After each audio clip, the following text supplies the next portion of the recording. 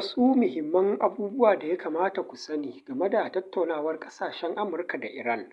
wadda aka yi a kan shirin Iran ɗin na mallakar makamin nukiliya, inda Ministan Harkokin Wajen Iran Abbas Araghchi ya bayyana cewa tattaunawar ta gudana a cikin yanayi mai kyau, inda ɓangarori biyun suka fahimci juna kan yadda za a ci gaba da tattaunawar a nan gaba. Araghchi ya ce wakilan ƙasashen guda biyu za su koma gida domin tuntuɓar shugabanninsu kafin a sake zama domin ci gaba da tattaunawar.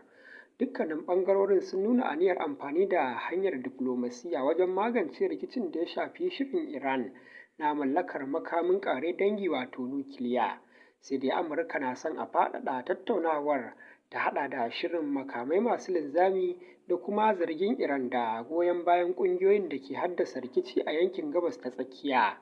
Iran kuwa ta jaddada cewa ba za ta tattauna kan shirinta na makamai masu linzami ba, tare da kare shirinta na adana sinadarin uranium da ake yin amfani da shi wajen haɗa makamin nukiliya.